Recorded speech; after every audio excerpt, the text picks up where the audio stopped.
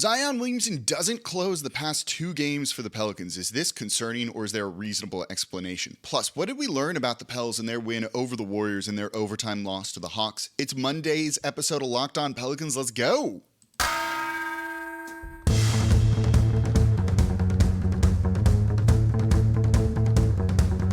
You are Locked On Pelicans, your daily New Orleans Pelicans podcast, part of the Locked On Podcast Network, your team every day. Welcome to another edition of Locked On Pelicans, the daily podcast covering your favorite team, the New Orleans Pelicans and NBA, part of the Locked On Podcast Network, your team every day, available wherever you get your podcasts and on YouTube. I'm your host, Pelicans Insider, Jake Madison, at NOLA Jake on Twitter. Here you are on Monday's episode of Locked On Pelicans, recapping the weekend. What did we learn? Because there are some lessons we learned from the Pelicans' win over the Warriors and the loss to the Hawks, and some lessons the Pelicans need to apply immediately. And of course, thank you for making Locked On Pelicans your first listen today and every day. We're here Monday through Friday for y'all wherever you get your podcasts and on YouTube. Tell a friend about the show. Leave a 5-star review with a comment. And of course, comment down below on YouTube. The number one way you can support Locked On Pels here. We're free Monday through Friday. No one else coming to you like this, breaking down everything you want to know about the team. And today's episode is brought to you by PrizePicks. PrizePicks is daily fantasy made easy. Go to PrizePicks.com, and first-time users can receive a 100% instant deposit match up to $100 with promo code LOCKEDON. That's PrizePicks.com, promo code LOCKEDON. So let's get into it, because these 2 games were interesting in no small part because Zion didn't close in either of them. In the overtime loss to the Atlanta Hawks and in the fourth quarter win over the Golden State Warriors. We'll get into those parts of it in a second here. So the Warriors game was interesting because I walked in with Antonio Daniels to the arena early, and as I was talking with him going on in, and by the way, I think he's going to come on the show soon, he was saying that this Pelicans team can't take this as a guaranteed W. Yeah, there was no Klay Thompson, Steph Curry, Draymond Green, really, the name players that you know on that roster, but it meant guys like, Poole is going to go out and try and score, and he's a great scorer off the bench, big-time money guy. All of a sudden now, you also have a guy like Jonathan Kuminga, one of their first-round picks from just 2 years ago, who hasn't been getting very many minutes and wants to come out and prove himself, so he was going to come out and try and score. Same thing for a guy like Moses Moody. You also have James Wiseman, a former top pick as well, in there that wants to get out and score and prove that he belongs because he's having a little bit of a tough time. And I'm pulling up all the stats on my phone because my internet, of course, is out for over 24 hours because it rained here in New Orleans. Kuminga with 18 points, Moody with 14, Poole with 20 in the starting role. You also have guys like Ty Jerome with 18. These unproven guys wanting to come in and go, okay, it's our time to shine. Jonathan Kuminga is like, my time is now, and wants to go out and score and prove that he should get minutes. This wasn't going to be an easy game. But it helped that Brandon Ingram returned for New Orleans, and he looked good in returning to action. Usually it takes him a couple of games after an injury to really kind of get into a rhythm and to score and be the Brandon Ingram we know and love. But he played exceptionally well in this one. Finished with 26 points on the night, 5 assists, 5 rebounds. He was dishing the ball. He was getting to the free throw line and scoring that way too. It was just a balanced all-around performance from him. It didn't look like he had really missed much time at all for the Pelicans. But this game was close in the third and the fourth quarter. And you saw it at times start to slip away from New Orleans. But what they did was, in the words of Larry Nance Jr., flipped on a switch. They took a big punch to the face, basically, from the Golden State Warriors and said, okay, we need to turn this around and we need to win this game. And it was really that spark provided by Larry Nance Jr. and Jose Alvarado. Larry Nance Jr., by the way, 20 points on the night, 7 dunks. That is an insanely good number, and he really delivered. So it's nice to see that this team is able to rise to the occasion and go, okay, we need to up our game after kind of slogging through the first half where they didn't look particularly amazing throughout it. CJ still had 20. That was good. You saw Trey Murphy hitting shots down the stretch, which was needed. Herb provided good defense, and Zion had 16 points on 11 shots and looked just a little bit out of sorts throughout the entirety of this game. And then with about 3.5 or so minutes left in the fourth of a close game, he subs out and doesn't go back in. A trainer goes and looks at him off the bench, but they leave him alone, and he just stays there. And it was a weird situation. As this team's starting to deliver and get this win, he's not out there on the court. So, first and foremost, it does sound like the only reason he was out of the game was just due to dehydration and potentially cramps. And this is a theme that came up and happened again in the Hawks game when he didn't play for the final minute and a half of overtime. Seems like he's still maybe just working his way into shape after 17 plus months of not playing competitive basketball. The season starts to drag on you. It can be long. So I don't think this is a real big cause for concern. I do not think that this was Willie Green benching him down the stretch.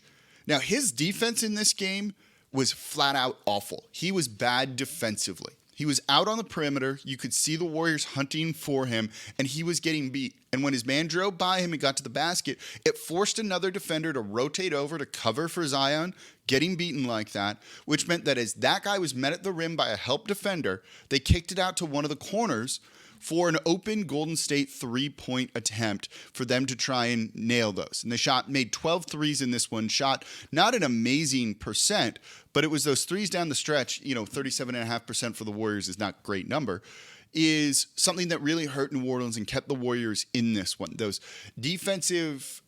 they're not even lapses. They're just getting beat. It wasn't a true mistake or anything like that. It was just your man beat you, and it forced you into kind of a scramble, chaotic defense of rotating over, and eventually they're going to find an open guy. That's what happened, and that had to do with Zion getting beat at the point of attack. His defense was bad. He also had some rough body language in this one, and I'm not a big fan of reading too much into that, but you could see he was just kind of out of sorts and a little frustrated with how they were using him offensively. And I want to get into more of that in the third segment because that is definitely something that needs to change. He seemed a little bit frustrated that maybe he wasn't getting the ball enough to be able to go and do his thing. So whatever reason he doesn't play anymore. And it works. Trey Murphy coming in, being able to make threes, including a dagger for the win, more or less, that really sealed it for New Orleans, spaced the court well for Larry Nance Jr. and allowed him to work. Having more three-point shooting let Jose out there be more of a threat and be able to score himself. And he was great in this game. Both Larry Nance Jr. and Jose being a big spark plug off the bench for this team. It's nice when you have options that if you're best player, second best player in Zion is on the pine during a crunch time situation that you can still get the victory with other guys stepping up. That is a positive, a very big positive for New Orleans. Didn't happen so much against the Atlanta Hawks in overtime, and I want to look at that game coming up here next in today's episode of Locked On Pelicans. There were similarities to this game, but also big differences too.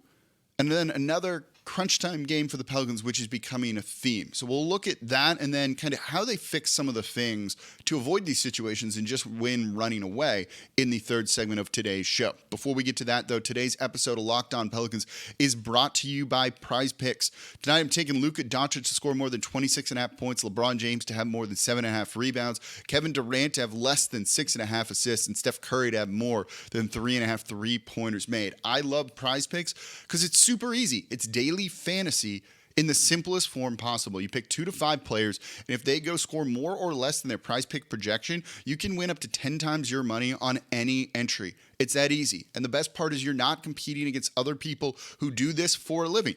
You just look at the prize picks projection, you go more than that or less than that. It's that easy, and they offer it on basically any sport that you can think of. And entries can be made in 60 seconds or less, and they offer safe and fast withdrawals. And they're currently operational in over 30 states and Canada. So download the PrizePicks app or go to prizepicks.com to sign up and play daily fantasy sports. First-time users can receive a 100% instant deposit match up to $100 with promo code LOCKEDON. If you deposit $100, PrizePicks is going to give you $100. You put in $50. They're going to give you $50. Don't forget, enter promo code LOCKEDON and sign up for an instant deposit match up to $100. And thank you for making Locked On Pelicans your first listen today and every day. We're here Monday through Friday for y'all, getting you set for everything Pelicans like no one else is. Comment down below on YouTube if you want to support the show. So you can simply just say like, "Hi, Jake." I might even say hi back, or let me know your thoughts on these 2 games or what you think the Pelicans need to fix to try and avoid these crunch time situations and just simply beat the teams that they're supposed to beat. So now, for your second listen, go check out Locked On Saints, Monday Night Football game here in the Big Easy in the Superdome, taking on the Baltimore Ravens. Ross Jackson going to break it all down, have everything you need to know for the Saints' big matchup tonight. Can they kind of get their season back on track? All right, so the Pelicans had another game, second night of a back-to-back, and you could see they looked a little bit tired in this one, playing the Atlanta Hawks on the road, basically less than 24 hours after their game against the Golden State Warriors. They lose in overtime 124-121. This was an interesting one, and there were similarities to the Golden State game, too, where they just looked kind of out of sorts for the first half, uninterested in playing, making just easy mistakes, stagnant offense. And some of that, only some of that can be explained by the quick turnaround. But this is what you have to do in the NBA. These are the type of games that you play. Brandon Ingram definitely seemed affected by this one. 16 points on 23 shots. He was 7 of 23, 30% from the field. That's not a great number. And if he's not going to be able to go out and score like that, this team could have a tough go of it. But they started to get things going in the third quarter. You saw CJ McCollum start to heat up. He finished with 29 points on the night. His three-point shot was falling in this one finally. 4 of 9 from there. He was dishing out or grabbing rebounds too in a way that he hasn't really before. This whole team was really going after like gang rebounds, team rebounds. And then you had Zion Williamson really turn it on in the fourth quarter and become like the Zion we want to see, where he just took over the game. He's going to go to the left side, but you're not going to be able to stop it. And that's what's kind of the brilliance of him and why he's so good at it, that even when they do that, it doesn't matter. He needs to tighten up his handle a little bit. He had 7 turnovers in this game. But as he started to get going, you really saw the turnaround in this team. They were down 13, 12, 11, I forget. It was double digits late in the fourth quarter. And then this team turned it back on again. As Larry Nance Jr. said after the Warriors game, we flipped a switch, right? The switch went on and they fought and they scored and they went on, I think it was a 19-4 run, something like that. Again, I don't have the stats in front of me today, unfortunately, that got them that victory, or got it to go to overtime. And it basically took it was Trae Young hitting just this insane kind of turnaround two-pointer that tied the game up for the Hawks. New Orleans had a chance to win it. They tried to run a play for Zion. They tried to really feed the hot hand, but you saw the Hawks take it away. You had to settle, which is not really settling. Your second option there is a Brandon Ingram mid-range jumper that he just had a little bit too much on and missed the shot. But that's a good look. I have no problem with the final play from this team. They go to overtime, and they look out of sorts and they lose. And, of course, Zion subs out again with about a minute and a half to go. They're saying it was cramps this time. And after the way he played in the fourth quarter of this game, that's probably what it was. I don't think there's any ulteriorness motive going on with Willie Green taking Zion out in crunch time. I hope this is something that fixes itself as the season goes on and he gets in playing shape, let's say. And very clearly he's missing something right now with that if he's cramping and unable to really play. So they lose in overtime, and it's disappointing because they really had a chance to win. The refs didn't do New Orleans any favors in this one. And there was a moment there where you kind of have this feeling. I'm struggling to try and say it here. And again, I apologize. I'm thrown off today without my stats and my normal setup. I'm recording this with no internet and uploading it after this from a coffee shop. That over the course of a game, look at the Lakers game too with this. Over the course of the game, these small little things add up. And sometimes one play, in the second quarter to have an impact on this. And when you have multiple moments like that over the course of the game, it might cost you in the end. People want to blame Dyson Daniels for the 2 missed free throws, sure, but you also failed to get a defensive board that allowed the Lakers to get some second chance points. You did that all night. Zion had 7 turnovers in this one. In overtime, he took a 3-point shot that was frankly not a good attempt and look for him. I know a lot of people want to see him shoot threes, but there's a time and place for it. In an overtime game, when you're a 32.5% three-point shooter for your career, it's not there. It's not that look whatsoever. You saw Atlanta dare him to shoot that, and he did it, and he missed. And Atlanta was probably like, heck yeah, that played right into our hands. Time and place for that stuff. Those little things add up for New Orleans. questionable rotations, maybe giving too many minutes to a guy like Devontae Graham, who's only in there at the end, really to just nail a three because you needed a shooter, and I don't fault them for that. And you saw Zion out of there too. So this game, it's nice that they competed. It's nice that, three of their four losses are in overtime. So really little things are going to be able to fix that and change their fortunes. And they could, in theory, be looking at 8-1 right now. They're better than they were a year ago, too, which I think is an important thing to keep in mind to an extent, because you're not competing with this team from a year ago. And this loss still stings because it was a very winnable game. And at a certain point, you've got to learn how to win those winnable games. And that's something that New Orleans is not really coming through with just yet. And so that's what I want to look at in the next segment here. What are some changes the team needs to do to avoid these overtime losses? It's going to center around how you use Zion, the minutes that you give people, and the rotations. I really want to dive into that as well. And then some of the defensive things that they're doing as well. So that's coming up here next in today's episode of Locked On Pelicans. Thank you for making Locked On Pelicans your first listen today and every day. We're here Monday through Friday for y'all, breaking down everything you want to know about this team like no one else is, completely free. Comment down below on YouTube if you want to support the show. It's the easiest thing you can do. Say hi. Tell me what you want to see the Pelicans fix out there on the court to get some of these overtime losses maybe into overtime wins. And now for your second listen, go check out Locked On Sports Today, your one-stop shop for catching up on the biggest stories around all sports. Did you miss some of the biggest games in the NBA? College football, maybe? Tulane, by the way, looking great. Or the NFL? Some guy named Mixon had a huge game I saw. I'm going to listen to Locked On Sports Today, catch up on all of it because there was so much going on. That's the best place to do it. Also, Take of the Day is just a lot of fun on there. But go check out the Locked On Sports Today podcast, available on the Odyssey app, YouTube, and wherever you get your podcasts. So the Pelicans have 4 losses. 3 of them have been in overtime, meaning if you give them a single point at any moment in time in those 3 games, they win and they're 8-1, with their one loss being when they basically had no one able to play against the Phoenix Suns. This team is better than what their record indicates, but at the same time, they're also making some mistakes that are causing these losses. So the record, frankly, is probably indicative of where they stand as a basketball team right now.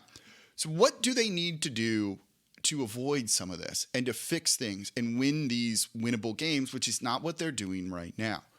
So first and foremost, it's more practice reps. You can really see a clear chemistry issues with integrating Zion back, especially with the addition of CJ McCollum, who wasn't here the last time that he played. He and Brandon Ingram are fine. Brandon Ingram, and CJ maybe a little bit different. They need to be more intentional about getting him the ball and touches. He stands in the corner way too much. And this is a coaching thing. It's not necessarily him being lazy and just not wanting to move. They use Jackson Hayes this way too, as kind of that corner anchor, but they're not shooters. So putting them there just kind of is a waste of a player, and you see teams not defending him there. If he starts cutting from those spots more, yes, and you see him do it at times, but they're usually intentional play calls to get Zion moving out of the corner, to get him the ball on the move, and to be able to score at the rim. This offense right now doesn't have a ton of looseness to it, where you just go out and play and kind of make plays. You're seeing a lot of specific calls from Willie Green using his style of 0.5 of here's first, second, third, fourth, fifth, whatever the options it might be. Under Alvin Gentry, it was kind of go out and play. Stan Van Gundy was kind of in the middle of all of that, but right now Willie Green has a lot of control of the offense. And I don't think it's wrong when you're, still trying to integrate everyone and kind of instill some of your principles with new players that are playing big minutes, mainly in Zion Williamson. But you got to get him more touches just because of the court gravity. You have to. You see it. Sometimes he cuts and it mucks up the spacing because it draws so much attention and someone else is trying to do something, and now that can't really happen. But finding a way to use him off ball more that is not just simply parking him in the corner is definitely needed. Even if it's him getting the ball and then moving to the corner, I think that's going to be an important thing because the defense pays so much attention to him when he's on the inside of the three-point line that this is a way to create easier looks for others. They're definitely not doing that enough. And maybe, and I don't know for sure, based on what we saw in the Warriors game, that's leading to some frustration from him. Or when he does get the ball, he's going to try and force a shot a little bit more so than he needs to because, well, it might not be coming back to him for a while. So being intentional about how they use him and building that chemistry to make everyone kind of get on the same page, I think this is just one of those things that takes a little bit of time, and I expect to get significantly better as the season goes on. What about the minutes? I've seen a lot made about we hate Willie Green's rotations and things like that. So I don't, because when you looked at these past two games, they're really running a 10-man rotation, which is about right. You don't run 8 guys during the regular season. You'd ideally like your rotation to be 9 to 10 guys, but it's still early on in the season. So do you need to cut it down to 9 guys just yet, put more wear and tear on their bodies, more minutes on them, potentially leading to things like dehydration and cramps in games? I'm not sure that you do, so I understand why Willie Green is hesitant to do that. And in fact, sometimes you see an 11th guy come in just in the first half to play about 4 to 5 minutes. It was Dyson Daniels against the Hawks. We've seen it with Jackson Hayes before, where he's just out there getting a few minutes to give a guy a little bit of an extra rest. So they're playing a 10-man rotation. You can't really cut it down in the way that a lot of people are saying. Usually you've got to play guys in minimum 15 minutes is what NBA coaches usually do. Not always the case, and it depends on the game.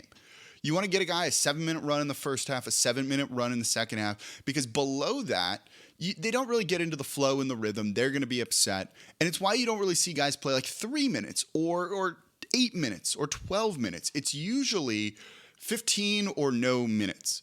So in this game, in both these games, they played Devontae Graham 10. And he's not going to be happy with that.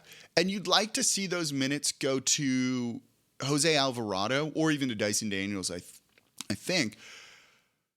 But if they're not ready to cut Devontae Graham from the rotation, I don't know if you can reduce his minutes anymore. It's not like you can give him a 5-minute cameo. So it's either cut him out of it entirely, which I think would be fine to do, because if he's not hitting 3-point shots, and I mean multiple plural 3-point shots, I don't really know what he's giving you. But then you're going down to 9 guys. You can bump up a guy like Jose Alvarado, and he's definitely more impactful. And the Devontae Graham minutes have been bad, especially when he's paired with CJ McCollum. It's just not defensive enough.